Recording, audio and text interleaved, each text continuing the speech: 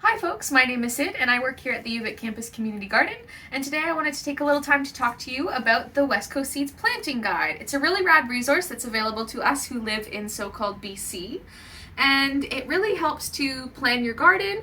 It lets you know when you can start different things and the different preferences for different plants on how they like to be started. So I'm going to open her up and show you what it looks like and teach you how to read it.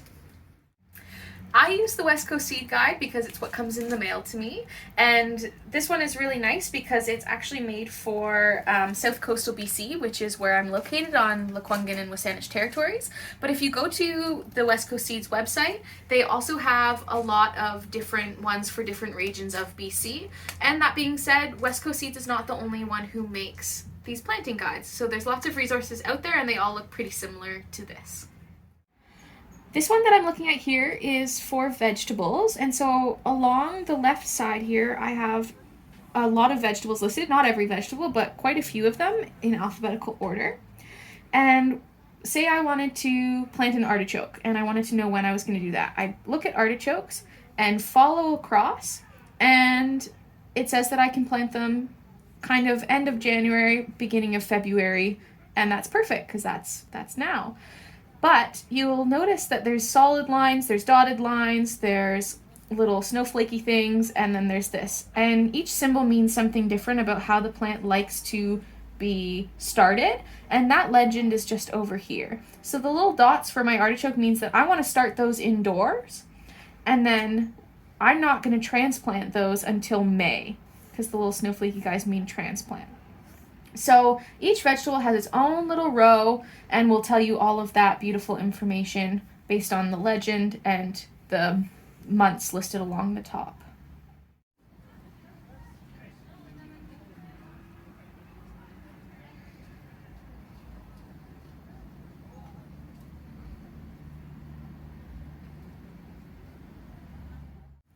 The chart can be overwhelming and there's a lot of information contained within it, but it's a really super valuable resource, especially for people like me who on one nice day in February get really excited about what they can plant. But we have to remember that the nights get cold and the conditions aren't always perfect even if we have one nice day. So this chart really helps me to stay grounded in what I can actually plant and not get too excited. And it is also a super rad resource for planning in advance. So something that we do here at the UVic Campus Community Garden is create a calendar, and for each week of the calendar we note down what we can plant. Because there's a lot of things on here that we don't necessarily want to seed, but we pull out the ones that we can and put them on the weeks of the calendar, and it really helps us to stay on track and make sure that we're producing lots of good food all year round.